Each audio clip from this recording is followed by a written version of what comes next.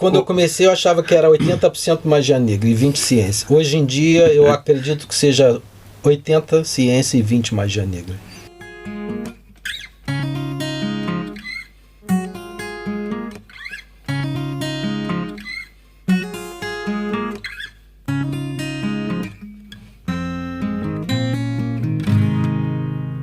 O nosso convidado de hoje nasceu no Brasil.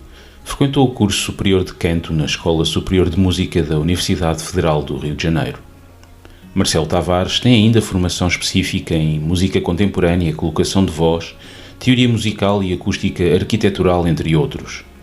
Ainda no Brasil, trabalhou na Rede Globo de televisão como técnico de som. Já em Portugal, esteve no início da televisão SIC como editor sonoplasta responsável pelos estúdios e projetista nas áreas de áudio e acústica. Desde que se estabeleceu por conta própria, foi o responsável pela maioria dos auditórios nas lojas de alta fidelidade, bem como estúdios de gravação e salas de cinema privadas que existem no nosso país.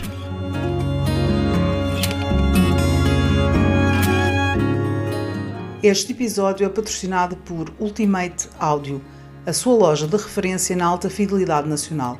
Visite-nos em Lisboa, no Porto ou em ultimate-audio.eu.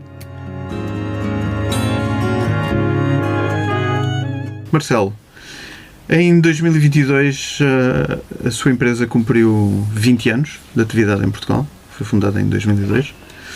Conte-nos um pouco como é que entrou neste mundo do som. Foi por formação profissional específica? Foi por acaso? Como é que as coisas aconteceram? A minha formação é musical. Eu fiz a faculdade de canto lírico. Depois, no início, eu também vim à Europa. Tinha 20 anos, como bolsista da Escola Real de Madrid para música contemporânea. Portanto, a minha área foi musical, mas eu nunca quis seguir carreira musical, porque eu odeio o público. Portanto, nunca consegui ultrapassar aquela coisa do palco e pronto. O som, comecei mais ou menos a curtir muito, eu ter meu primeiro equipamento de som por volta aí de uns 14 anos, 13, 14 anos. E depois comecei a juntar o som, a música, ao áudio, a acústica. Na verdade, eu nunca consegui separar muito bem essas coisas todas. Para mim é uma coisa só. Se você não tiver som, não pode ter música. Portanto, o som é como se fosse a mãe.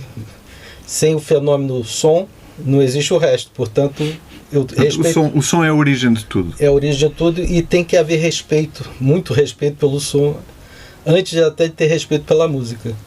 Então, apesar de ser músico, entre aspas, né, porque eu nunca segui carreira, sempre fui um apaixonado pelo som, pelo áudio, pela acústica. Foi uma coisa acidental, porque eu, quando comprei meu primeiro equipamento, eu ouvia onde era o escritório do meu pai. Ele depois cedeu aquele espaço que ele já não usava, ficava na parte de baixo da casa. E eu resolvi ampliar aquilo e fazer... Isto ainda no Brasil? Ou não, no Brasil. Okay. Tinha para aí 15 anos. Okay. Resolvi fazer uma obra nesse escritório, nesse quarto, e tive que levar o equipamento de som para a sala de estar da casa, enquanto estava decorrendo as obras. E meu espanto foi quando eu liguei o equipamento. Eu falei, o que é isso? Isso não é o que eu estou habituado a ouvir. Tocava completamente diferente. Completamente diferente, milhões de vezes melhor. Eu fiquei completamente assim, em estado de choque. Aí meu pai, que era físico, falou, não, meu filho, isso é acústica. E começou a explicar, e a partir daí eu nunca mais larguei a acústica, nem ela me largou.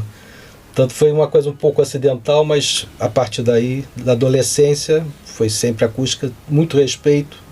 E para mim é uma coisa que não dá para pensar em som ou em música sem pensar em acústica. Então, mas, e a parte de levar esta parte da acústica de forma mais séria, de forma profissional, só surgiu já em Portugal? Não, surgiu no Brasil. Surgiu ainda primeiro no Brasil? Sim, eu fiz o curso de acústica lá, okay, com o professor Solon do Vale, que já faleceu. Meu pai também ajudou, claro. Não, começou lá, eu fiz algumas coisas lá interessantes também. Ok. Então, quando depois vem para cá, vem já com a ideia de fazer, disto a sua profissão? Sim, não, porque eu vim por causa da SIC, né? Eu trabalhei na Globo e a Globo era sócia da SIC na época. Sim, eu lembro. Então eu vim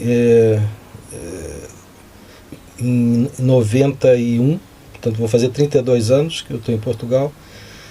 E nessa época eu fazia, obviamente, acústico, mas eu era sonoplasta. Por isso que o João Ganho trabalhou comigo, né? Portanto, eu era sonoplasta. Eu comecei como técnico de gravação de música, né? Técnico de estúdio. E fiz isso muitos anos, fui operador muitos anos. Trabalhei em televisão, rádio, estúdio de gravação, pronto. Mas sempre com essa vertente da acústica. E isso nunca... sempre próxima, entendeu? E a partir de que momento é que há a saída da SIC e o estabelecer-se por conta própria? Na SIC eu já fazia acústica, mas como sonoplasta. Ok. Entendeu? Quando eu saí da SIC eu resolvi, pronto, agora eu vou seguir só acústica, pronto, praticamente. Porque na verdade não é só acústica, chama-se estúdio designer, né? Pronto, é um designer. Você não tem que perceber de acústica, mas também tem que perceber de arquitetura, AVAC, ergonomia, som, áudio, mas tudo uma coisa só. E sentiu que havia uma lacuna no mercado português para este tipo de... Sem dúvida, sem dúvida. E ainda há. ainda hoje sente que está quase sozinho no mercado? Não, de maneira nenhuma. Cada vez menos sozinho. Mas a procura continua a ser superior à oferta? Eu acho que deveria haver mais procura. Mas eu sou suspeito, né? Mas eu acho que a acústica ainda é um pouco desvalorizada. Ok. A propósito disso, um dos nossos convidados anteriores, o Alberto Silva, ele salientava a dificuldade de às vezes determinados componentes, o casamento entre eles e a sala onde eles vão ser colocados, podia ter determinada influência. Até que ponto é que uma sala pode estragar um equipamento, um bom sistema neste caso, e se é possível uma sala com excelentes condições acústicas poder salvar um determinado equipamento e pô-lo a tocar bem? Sem dúvida que a acústica é o que mais influencia no som. Principalmente a acústica com a eletroacústica, ou seja, com as colunas de som, né? As duas coisas, porque as colunas também é acústico, porque é eletroacústico, portanto tem uma interação muito grande, tem que haver uma certa sinergia entre as colunas e a acústica arquitetural. Muitas vezes acontece que você troca de coluna e funciona muito bem na mesma acústica. Você vê como é que a coluna também tem uma grande influência. Mas eu diria que a coluna junto com a acústica, 80% talvez do som. A coluna com a acústica da sala em que ela está instalada. Exatamente. Porque há uma interação direta entre a eletroacústica e a acústica. E já aconteceu, imagino que sim, chegaram a um sítio onde um sistema que se calhar, por exemplo, no caso de clientes particulares, um sistema onde já tinham sido investidos uns largos milhares de euros, não tocava muito bem, e houve essa consciência por parte do dono do sistema de que o problema, ou parte do problema, poderia estar na sala, e de facto depois do tratamento da sala aquilo ficou a tocar muito melhor? Sim, aconteceu a maior parte das vezes, claro. Quer dizer, nunca aconteceu o contrário. Ao contrário, eu não me recordo mais nenhuma vez. Agora, claro, a acústica nos particulares geralmente é uma coisa muito superficial, né? Pronto, até as primeiras reflexões, talvez colocar uns bass traps, uma coisa assim mais simples, porque não dá para fazer grandes coisas. Portanto, é diferente a acústica. Porque normalmente não é uma sala dedicada. Não é uma sala dedicada e porque há limitações muito grandes, né? Não só por ser um espaço comum, né? Muitas vezes tem a senhora dona de casa, que é complicado, né? Que talvez seja o maior inimigo da acústica. Junto com os arquitetos. Exato. Portanto, normalmente é feito de uma maneira mais superficial. Não quer dizer que eu não tenha clientes particulares que fizeram salas de encomenda. Certo. Pronto, fizeram salas fora da casa, só para ouvir música. Isso existe também. E aí, obviamente, a liberdade de implementar o que quer que seja é quase total. Mas mesmo nessas salas que tenha muitas limitações acústicas e que eu não possa fazer grande coisa, sempre melhora, obviamente, né? Nunca piora. Certo. Porque, já que estamos a falar nisso, tínhamos aqui uma questão que era exatamente tentar perceber, portanto, ao longo destes anos, aliás, no seu website há inúmeros exemplos se calhar alguns, para as pessoas que não conhecem o trabalho do Marcelo Tavares, alguns surpreendentes, mas há desde salas de concertos e de ensaios de orquestra até estúdios de gravação, salas de audição em lojas de alta fidelidade em Portugal, a par depois de projetos particulares. De todos estes, qual é que é tipicamente aquele que apresenta maiores desafios? Talvez seja a loja de som. Por quê? Porque é muito subjetivo.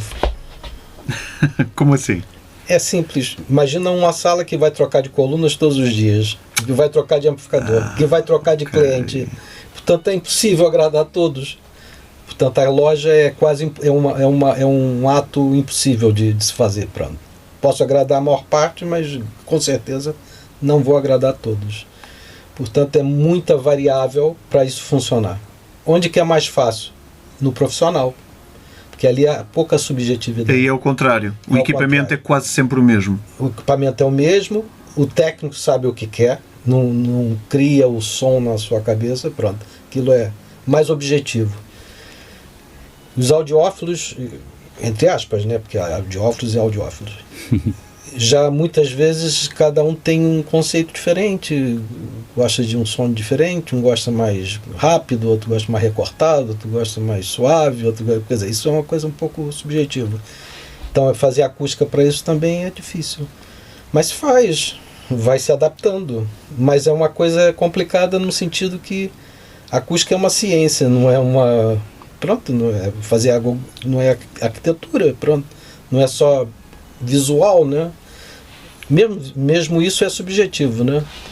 Aliás, o Marcelo dizia há bocado, quase que num entre parênteses baixinho, que um dos maiores inimigos de uma boa acústica no sala, um deles começa por ser os arquitetos. Sim. Porque a ideia é que se focam na parte estética e a parte de como é que aquilo vai funcionar na prática, basicamente não lhes interessa. A arquitetura, principalmente em Portugal, privilegia muito a luz. Ponto, acabou. Portanto, para eles não existe audição. Não existe essa sensação auditiva. A audição simplesmente não existe. E o vidro é inimigo do vidro som. E a parede branca, que é o que mais existe na arquitetura. Portanto, como é que é a arquitetura em Portugal? Meter vidro e pintar a parede branco. Colocar vidro e pintar a parede branca. É sempre a mesma coisa. Portanto, não podia ser pior para a acústica. O vidro até compreendo, mas porquê a parede pintada de branco? Não é por causa da cor, é só que é tudo a mesma coisa. Porque fica nua sem material. Okay. Exatamente, sem nada. Okay. E depois, obviamente, o arquiteto gosta de salas quadradas ou retângulos múltiplos, que não pode também na acústica, portanto está proibido. Então essas coisas todas é muito comum. E você vai explicar isso a um arquiteto, ele fala, mas eu não gosto desses quadradinhos, desse painel com umas coisinhas saídas, ou com os furinhos, ou com os... Aqui não está em discussão se gosta de furinhos, ou de quadradinhos, ou de redondinhos. É uma questão física, pronto, eu não posso mudar isso. Ele que pode mudar. Vê? Começar a gostar de quadradinhos, se calhar, mas pronto. Então eu tenho uma guerra muito grande com os arquitetos. Graças a Deus existem exceções. Mas são mais as exceções do que infelizmente a regra. Muito mais. Eu diria que 80% não compreende a acústica. Ou não quer compreender. Quer dizer, eu estranho quando comete os mesmos erros sempre. É muito comum, por exemplo, isso em restaurantes, né? Eles fazem um restaurante, terminam, vão embora. E depois vem o cliente, o dono do restaurante, Marcelo, eu não consigo estar aqui dentro, ninguém consegue, estou perdendo os clientes todos, vão todos embora, por causa da ruideira, aquilo reverbera, não sei o quê. Mas o mesmo arquiteto já fez 100 restaurantes e continua a fazer a mesma coisa. Então, alguma coisa eu não percebo o que se passa. E depois você fazer intervenção quando já está pronto, é terrível, né? Portanto, eu fico sempre... É sempre muito mais difícil muito mais. Agir... Por isso que eu tenho cabelos brancos. É mais complicado. Tá vendo? Os arquitetos não têm. Porque depois você vai explicar, olha, desculpa, mas eu vou ter que quebrar o teu teto que acabou de ser feito. É chato, né? É terrível. Tanto, se pudesse ser de origem, estava tudo resolvido. E que o arquiteto tem, obviamente, alguma abertura, né? Okay. Mas já encontrou ao longo destes 20 anos aqui em Portugal alguns arquitetos, estas exceções, que, pelo contrário, até vão ter consigo e tentam trabalhar em conjunto? Sim. Já existe. Infelizmente, o arquiteto que eu mais gostei de trabalhar faleceu. E era um jovem de 26 anos. Oh, caramba. Portanto, eu perdi o meu arquiteto predileto. Mas existem outros, claro. É muito comum eu prestar serviço, fazer consultadoria, né? Certo. E isso nota-se sobretudo nos arquitetos mais novos? Os mais novos são mais fáceis, estão mais abertos. Tem outro tipo de abertura, não é? Sim. Okay. Geralmente sim. Se apanhar um arquiteto já com nome, com uma certa idade, esse é quase impossível mudar qualquer coisa. Souto Moura, por exemplo. Já lhe aconteceu ter que intervir neste já tivemos um cruzamento complicado. Ok. Eu não conheci ele pessoalmente, engraçado. Okay. Nós estávamos na mesma obra, por isso que houve o problema. Okay. Mas foi resolvido de alguma maneira. A par com os arquitetos, suponho que também no início da sua atividade tenha tido também alguma dificuldade em encontrar os materiais, portanto, os materiais para aplicar no tratamento acústico, etc. Entretanto, tanto quanto eu conseguimos perceber, já existe inclusive até uma empresa portuguesa que fabrica e exporta a nível mundial. Três. Pois, eu deparei-me pelo menos com uma. Como é que o Marcelo fazia nessa altura? Tinha de importar, provavelmente, não é? Quando eu cheguei em Portugal, tive muita dificuldade porque não eram os materiais que eu estava habituado lá. E eu tive que fazer uma pesquisa.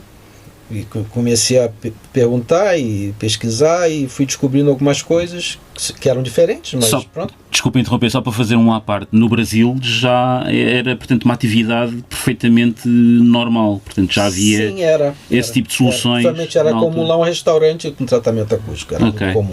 E eu estou falando de 30 e poucos anos atrás, né? Portanto, eu tive que me adaptar, mas depois foi evoluindo.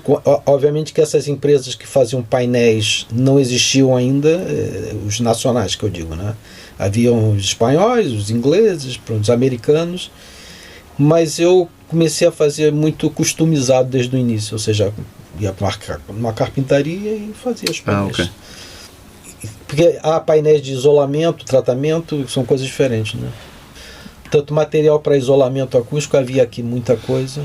Tratamento já era mais difícil, tinha que importar ou que fabricar. Ok. Ao longo da primeira temporada deste podcast, portanto, como já lhe dissemos, conversámos com algumas pessoas que direto ou indiretamente beneficiaram dos seus projetos ou foram seus clientes. Em qualquer novo projeto, de que forma é que começa a sua abordagem antes de desenhar o projeto final? Como é que aborda um novo projeto? Em que área exatamente? Porque muda um pouquinho se é profissional, se é particular, se é uma sala de concertos, essas coisas são completamente diferentes. Então, mas explica-nos a diferença entre elas, porque primeiro há que medir a resposta acústica da sala. Como é? Se é um particular, o ideal é ir ao local, fazer uma medição acústica e uma audição, porque nem tudo o equipamento mede, tanto o ouvido ainda continua sendo uma coisa importante. Portanto, faz uma medição acústica e umas audições, e a partir daí eu vou fazer um projeto. Desculpe interromper. E as audições são com o equipamento hi-fi do próprio cliente? Tem que ser. Okay. Tem que ser. Se ele falar, eu vou trocar de coluna amanhã, então já não é a mesma coisa. Então esperamos por amanhã. É melhor. porque pode ter grandes diferenças. Então, particular é assim, estúdio depende se for feito de origem, né, as salas vão ser construídas de origem ou se já estão prontas. E aí é a mesma abordagem, tem que fazer medições, audições, para poder depois fazer o projeto, né? E depois, quando termina, tem que aferir aquilo tudo. Mas, portanto, quando mede a resposta acústica de um determinado espaço, não é só com pink noise e coisas no género, é também com música. Para mim, com música é importantíssimo. Ok. Porque a música depois comunica coisas que o próprio equipamento não vai comunicar, obviamente, né? Porque a medição é o quê? Tempo de reverberação, equilíbrio das frequências, mas não diz se o timbre está bem ou mal, por exemplo. Entendeu? Portanto, essas coisas têm que ser ouvidas. Às vezes você tem um boom que não mede muito bem nas medições, mas você consegue ouvir. Portanto, é muito importante as duas coisas sempre. Portanto, acaba por registrar o seu feedback para lhe permitir fazer o projeto, não só pelas medições dos seus equipamentos de medida, mas também pelo próprio ouvido. Claro. Que é o principal, porque o que adianta você ser um engenheiro acústico se é surdo? Você não pode nem aferir o que você está fazendo. E isso acontece, é muito comum até. Eu tenho um grande amigo meu que é físico e que ele estudou bastante acústica, é um papa nisso. Mas ele fala, Marcelo, eu sou surdo. Eu não consigo depois saber se aquilo está bom ou se está mal. Portanto, é só teoria mesmo. Portanto, a audição é uma coisa importantíssima nisso. Muito importante. Ok. Então, e depois de obter esses dados relativamente à sala, depois seleciona os materiais de acordo com isso? Eu converso com o cliente, Sim. porque tem cliente, eu só ouço música clássica, eu só gosto de jazz, eu ouço baixinho, eu ouço muito alto. Portanto, essas coisas todas vai variar um pouquinho que eu vou fazer. Portanto, o cliente é importante também, porque afinal de contas ele está pagando certo. Para ele ouvir, não sou eu que tenho que me agradar, é ele que tem que ficar agradado. Ou seja, nesses casos de projetos para particulares, até se pode dar o caso que uma sala que foi tratada por si para aquele cliente que tinha um determinado equipamento e que gostava de ouvir música de uma determinada forma, um dia ele vai deixar a casa para outra pessoa e provavelmente esse seu projeto deixou de fazer sentido para o novo proprietário da casa, porque se calhar ele tem um outro equipamento, ouve outro tipo de música de forma diferente. Não deixa de fazer... Ou há coisas que são sempre comuns? Sim, tem coisas que são há uma base... Tem coisas que são comuns. Okay. O tempo de reverberação, por exemplo, é um pouco comum a isso tudo. Agora, depois pode ter que ajustar as coisas. Às vezes até ajustes que eu digo posição das colunas. Mudam a posição, é mais 20 centímetros para frente ou para trás, já pode mudar isso tudo. E conseguir que tenha a mesma performance depois. Isso varia um pouco de caso a caso. Ok. O Marcelo sofre daquele problema de profissão que é sempre que entra numa sala e que está a música a tocar, começa a ver os defeitos. Sim. Isso é uma coisa que não consegue desligar, não consigo. Seja em qual for, e já nomeadamente em salas públicas, já foi uma coisa que lhe aconteceu. A minha mulher costuma dizer que eu não ouço música, eu disseco música. Tanto quando eu vou a um concerto, não sei o que, eu não consigo me desligar completamente, eu sempre tenho esse problema, infelizmente. Alguma sala pública... Quando eu quero me desligar, eu vou ao cinema. Certo. E pronto, aí a experiência é outra. Vou curtir o filme. Alguns... Apesar de ter agora átomos, não sei o que, a gente também fica ligado ali nos efeitos, mas pronto. Alguma sala pública que o Marcelo já tenha detectado isso e que nos queira revelar? Há tantas. Uma ou duas só, pelo menos. Olha, o pavilhão Atlântico é uma delas. Pois, mas esse é conhecido, não é? É um problema conhecido. Não deixa de ser incrível com uma sala projetada. Mas ali desde o início. Não foi projetado para ser uma sala de concertos. Não para ver multiuso, não é? Mas com uma grande pendente. Mas foi feito um grande investimento na acústica. Pronto, eu não sei aonde. Imaginemos que sim. Pois, mas não se percebe onde é que está, não é? Terrível, pá. Aquilo é dramático. O campo pequeno é péssimo também. Qual? O campo pequeno também? O campo pequeno. Okay. São duas salas que eu prefiro não ver concertos. Okay. A não ser que eu esteja muito próximo do palco, do PA, porque quando começa a ir lá para trás, meu Deus do céu, é impossível. E pela positiva, salas que gosto de... Eu gosto da Gulbenkian para a orquestra, gosto do Centro Cultural de Belém para o grande auditório. Jazz, sim, uma coisa assim, trio, quarta de jazz, gosto bastante. Apesar de você olhar para ele e falar assim, mas muita acústica aqui. Mas a sala é interessante, pronto. Ou seja, esse é um bom exemplo de como ela foi criada já a pensar na sua utilização, e o tratamento acústico não é muito visível, mas a sua concepção... É porque a sala foi feita dentro de certos parâmetros. Rácio, por exemplo, rácio acústico, isso tudo tem uma influência muito grande na sala. Inclusive é por aí que eu sempre começo, quando vou fazer uma sala de origem, é pelo rácio acústico. Explica aqui aos nossos ouvintes o que é o rácio acústico. O rácio é a relação das 3 dimensões, altura, largura e comprimento. Portanto, existem dimensões que privilegia em termos acústicos. Portanto, você tem menos nós na sala por aquilo estar dentro de um rácio, entendeu? Os modos, que há modos axiais, tangenciais, oblíquos.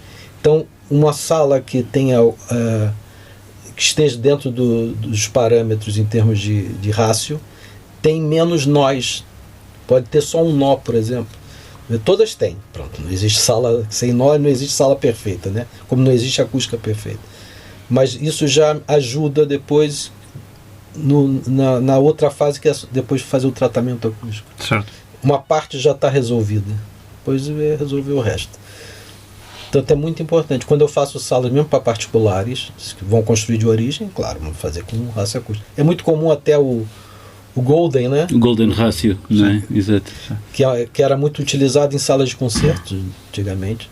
Mas existem outros rácios, existem vários rácios. E depois que eu também depois vou verificar os rácios, porque há rácios melhores ou piores para certos tipos de música. Entendeu? Portanto, não é uma coisa assim tão linear. E alguma sala que tem outros que não ligam para isso. Há engenheiros que simplesmente acham que isso não é importante. Portanto, cada um... A acústica é um pouco magia negra, sabe? Uma parte é ciência, outra parte é magia negra. Ou seja, cada um faz de uma maneira diferente. Se você chamar 10 engenheiros acústicos, os 10 vão fazer diferentes. É incrível. Mas é assim. Estranho. E é uma ciência. Dizem. Então, na sua abordagem, qual é a percentagem de ciência e qual é a percentagem de magia negra? É 50-50? Quando eu comecei, eu achava que era 80% magia negra e 20% ciência. Hoje em dia, eu acredito que seja 80% ciência e 20% magia negra. Mas ainda continuo acreditando na magia negra. Ainda há ali um pouquinho de magia negra. Porque, veja bem, a ciência também evolui, né? A gente não sabe tudo ainda. Nem se consegue simular tudo. Portanto, ainda tem uma parte que ainda é desconhecida. Portanto, para mim ainda tem um 20% que eu considero magia negra. E o que é mais incrível, que eu já estou nisso há tantos anos, né? Mais de 45 anos que eu brinco com acústica, né? E eu cada vez penso assim, cada vez eu sei menos. E é verdade isso. Ou seja, eu às vezes me deparo com coisas que eu falo, meu Deus, o que é isso? Como é que pode ser uma coisa... Há muito que aprender ainda, muito. E eu vou morrer e não vou aprender tudo, claro. E muito longe disso. Ao longo desses 45 anos ou mais que o Marcelo acaba de referir, tem alguma sala que seja a sua referência? Mesmo que não seja cá, existe alguma sala que o Marcelo tenha assistido a um concerto ou que tenha ouvido? Que eu tenha feito ou que... Que tenha feito ou não? Olha, que tenha como referência. Olha, esta sala é a sala perfeita. Não existe a sala perfeita, porque depende... Imagino que não. Não existe acústica perfeita. Imagino que não. Na verdade, se você fosse fazer uma sala de concerto, você teria que fazer uma sala para cada instrumento. Porque cada instrumento gosta de uma coisa diferente. Tem uma resposta de frequência diferente, pronto, tem uma intensidade diferente, portanto, seria uma loucura, né? Pronto, você tem que fazer uma sala que é mais ou menos boa para todos os instrumentos. Isso aconteceu, por exemplo, na Gulbenkian, depois da reforma. Antes, os instrumentos que soavam menos bem começaram a soar melhor. Mas os outros que soavam bem começaram a soar menos bem. Portanto, inverteu-se um pouco, entendeu? Portanto, é muito difícil acertar isso. E depois tem a orquestra, metade adorou, a outra metade odiou. Porque dependia dos instrumentos que eles... Claro, e da posição onde eles estão também na sala. Portanto, isso é muito relativo, muito relativo. Você pode falar assim, olha, essa aqui é uma sala que eu considero boa para concerto, ou considero boa para rock, ou considero... Pronto, cada sala varia um pouco. Uma sala que me impressionou foi, por exemplo, em Oslo, a sala de concerto em Oslo, que é uma sala recente. Além de ser lindíssimo, em termos acústicos e arquitetônicos, é uma sala que eu acho que é muito interessante, em termos sonoros. Gostei bastante. Muito bem. Mas já que estamos aqui a falar de subjetividade, quer dizer, o mundo da alta fidelidade é um mundo cheio de subjetividade. O que me soa bem a mim, provavelmente não soa bem aqui ao Fernando, e certamente não soa bem a si e vice-versa. Mas pronto, como já vimos, aqui este seu negócio e esta sua abordagem profissional depende em grande parte das medições da resposta acústica de um determinado espaço. Enquanto ouvinte num sistema de hi-fi seu, ok? O Marcelo está mais no campo daqueles que ignoram as medições do equipamento, ou acha que um sistema tem que medir bem para soar bem? Não tem que medir bem para soar bem. Na eletrônica, então, isso não é bem assim. Existe equipamento que pode ter uma resposta pior e soar melhor. Isso pode acontecer.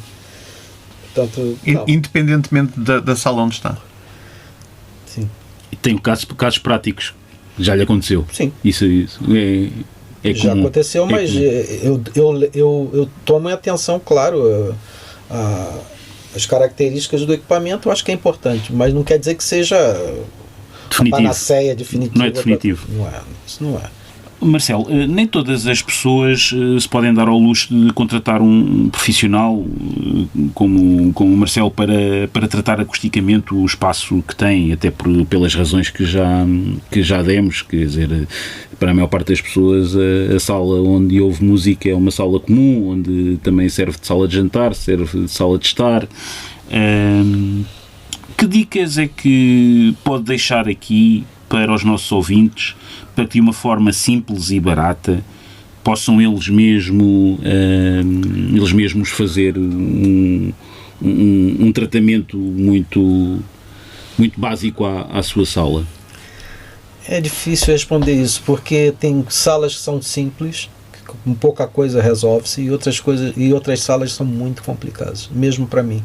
Portanto, varia muito. Mas, em geral, eu começo pela mobília, né? Mobiliário. Uma sala não tem um tapete, olha, coloca aqui um tapete, olha, um cortinado mais grosso, um sofazinho aqui, um quadro ali, pronto, pode melhorar em geral. Mas depois chega um ponto que já não é suficiente, aí já tem que... O problema geralmente são os graves, né? Uhum. As frequências graves são mais complicadas e às vezes você reposiciona a coluna, melhora, mas não resolve. Aí tem que ir mesmo para coisas complicadas, tipo bass traps enormes, horríveis, quer dizer, horríveis para dona de casa, né? E o problema mais comum no que toca ao grave, normalmente é o excesso ou a falta dele? Existem os dois casos, existem cancelamentos e existe o excesso. Geralmente é o excesso. É o excesso. Mas existe o outro caso também. Ok. Até porque as salas têm várias pressões, depende de onde você está na sala. Você tem um reforço, você tem um cancelamento, você tem um reforço, você tem um cancelamento. Eu, por exemplo, onde eu estou sentado aqui, eu tenho um cancelamento, o que me irrita bastante. Mas é por isso que eu coloquei uma coisinha aqui só para dar um cheirinho, que é onde falta ali, pronto, e aqui compensa um pouquinho. Não é a mesma coisa, mas pronto. Então existem maneiras de dar a volta. Ok. E quais são os sistemas normalmente mais complicados? Os sistemas puros de música estéreo ou os de cinema em casa? É assim, o estéreo é mais complicado no sentido que apesar de só ter dois canais. Ok. Não tem tanto a ver com o sistema em si, tem a ver com o perfil do porque geralmente cliente. você faz uma sala de cinema, eu já fiz muita, né, sala de cinema em casa.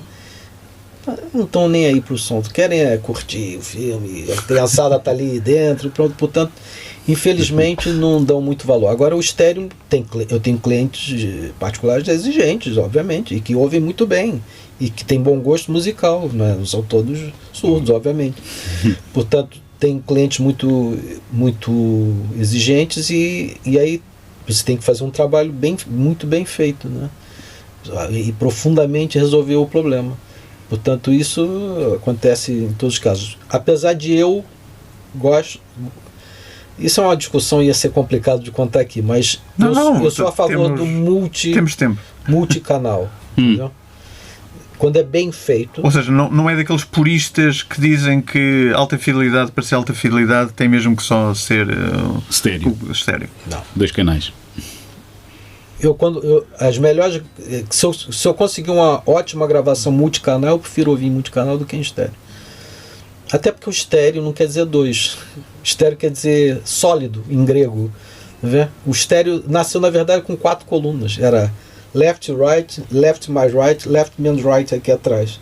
Portanto, era o estéreo Hafler, que era uma coisa... Portanto, só que comercialmente era difícil você ter 4 colunas, ter 4 amplificadores. Você tem ali um exemplo, que é um receiver quadrifônico. Né? Por que a quadrifonia não foi para frente? Aquilo tinha que ter 4 colunas. Difícil de colocar em casa. Claro, né? Imagina agora 5.1, 7.1, Atmos. Mas esteve muito na moda nos anos 70. Eu estou a olhar para aquele receiver que tem ali e recorda-me essa Exatamente. Você veja bem, você na verdade só tem vantagem em ter multicanal. Só que cadê uma boa gravação? Cadê as condições ideais para isso? Mas eu agora estava a ouvir isto, ou seja, estava-me a lembrar de uma outra tecnologia que surgiu com a ideia de colocar alta fidelidade multicanal em nossas casas e falhou completamente, que foi o Super Audio CD. Hoje o Super Audio CD, os próprios Super Audio CDs, as gravações, são gravações de 2 canais. Os próprios leitores deixaram cair o multicanal e são leitores de Super Audio CD de 2 canais. E, no entanto, na origem, a ideia era que fosse multicanal. E falhou completamente. Mas isso dava pano para mangas, como se costuma dizer. Se tiver 3 horas eu explico. Então o que acontece? Isso foi culpa um pouco da Sony e da Philips também. Mas não é só isso. É como eu te falei, é a dificuldade de você ter condições para reunir tudo correto. É o problema da logística doméstica. Você quando monta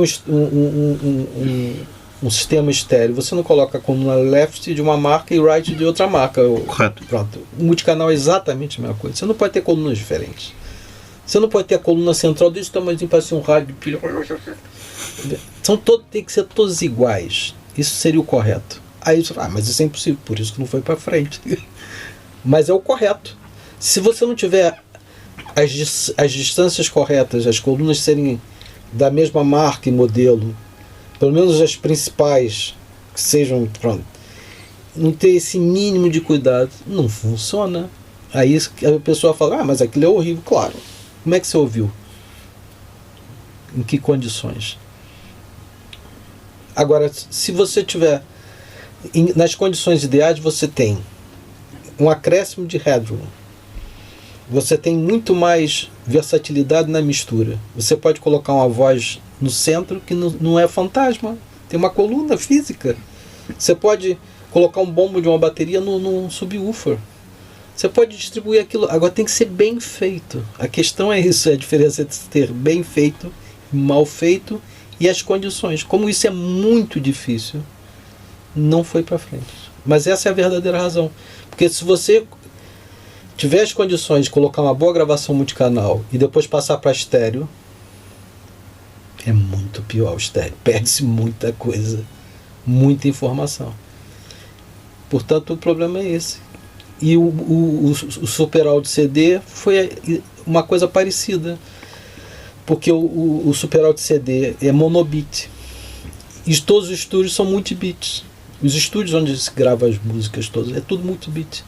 Tanto se você gravar uma coisa em multibit e depois transferir para monobit, você tem a transcrição, perde-se. Então o Super Audio CD só funciona quando é mesmo gravado em origem DXD ou DSD. Eu acho que 90% dos discos Super Audio CD são transcrições. Então, não pode funcionar bem. Agora põe um bom DSD, chega no estúdio e grava DSD ou DXD, depois grava em alta resolução e ouve a diferença. É muito melhor. Então a maior parte das pessoas que anda a comprar que ainda compra Super Audio CDs anda a ser enganada. É isso. Não, quer dizer, uma parte sim, mas eu sempre defendi o Super Audio CD, que para mim era a coisa mais próxima que eu conhecia, era o melhor dos dois mundos, do analógico e do digital. Ou seja, aquilo para mim tinha um som natural, era orgânico, mas não tinha os problemas do analógico, do ruído, relação sinal-ruído, do sopro, dos plocos e pliques. Portanto, ali havia uma coisa, mas infelizmente não foi para frente porque a própria Sony e Philips se fecharam muito no início. E isso prejudicou muito, porque os estúdios não foram equipados para gravar uma coisa desse tipo. Quando a gente tem a oportunidade, eu já fiz estúdios que tem como gravar em DXD ou DSD, você ouve, você fica, meu Deus, não há discussão nenhuma, entendeu? Só que depois isso até ter chegar à mídia, né? Colocar numa mídia e você ouvir em casa, depois com todas as colunas diferentes, uma grande, uma pequena, uma de uma marca, outra da outra, não sei o que, não funciona. Pois. Essa é a verdadeira razão. Falou agora do som analógico e digital. Já agora, uma questão que tenho alguma curiosidade. Há alguma abordagem da sua parte quando um cliente particular, e aqui diria que faz mais sentido em clientes particulares, um cliente particular que tem um sistema que é totalmente digital, que só tem CD, Super Audio CD, streaming, etc., versus um cliente que é 100% analógico e que tem a sua única fonte é giradiscos. Existe diferença na sua abordagem da forma como é que vai tratar acusticamente a sala? Se o equipamento hi-fi é analógico ou digital? Ou é algo que não é significativamente diferente? Não, ou não é diferente? É diferente, mas a acústica é a mesma. É diferente, claro, o som é diferente, mas a acústica não mas aquilo que tem que fazer para tratar a sala não difere se a fonte é analógica ou digital? Não. O que acontece às vezes é, por exemplo, você tem um amplificador valvulado e aquilo tem um fator de amortecimento muito baixo e aquilo faz um boom. E aí eu falo, olha, o que você está ouvindo não é bem a sala, é o amplificador. Se você trocar o amplificador para um amplificador que tem uma fonte melhor, ou um headroom não, mas um fator de amortecimento melhor, já me aconteceu isso, vai mudar a sonoridade da sala, porque o que você está ouvindo aqui é o próprio amplificador que não consegue segurar os alto-falantes, vê que fica bobo, né? Tanto não bate-para. Então bate, começa a vibrar e continua. Sem parar, não há controle dos alto-falantes, aquilo passa e parece que é da sala e muitas vezes não é da sala, é do amplificador. Então existe também esses casos. Geralmente são amplificadores valvulados. Geralmente. Ou totalmente válvulas ou com um andar de válvulas? Ou pode ser também transistorizado, mas que tem um fator de amortecimento às vezes muito baixo. Muito baixo. Ok, Marcelo, estamos praticamente no fim desta nossa conversa que está a ser muito boa, mas temos de terminar. E para terminar, vamos fazer a pergunta que fazemos a todos os nossos convidados, que é o que é que anda a ouvir nesta altura e que música é que não lhe sai da cabeça? São tantas. Se tiver de escolher uma. É difícil uma resposta, mas...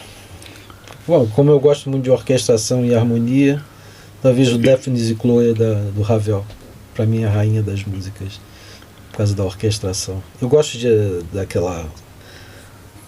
aquele som etéreo, escorregadio, e gosto muito da orquestração. Então, seria talvez a Daphnis e Chloe. Muito bem. Marcelo, muito obrigado. Eu que agradeço. Muito obrigado, Marcelo. Obrigado. Tchau. Foi um prazer.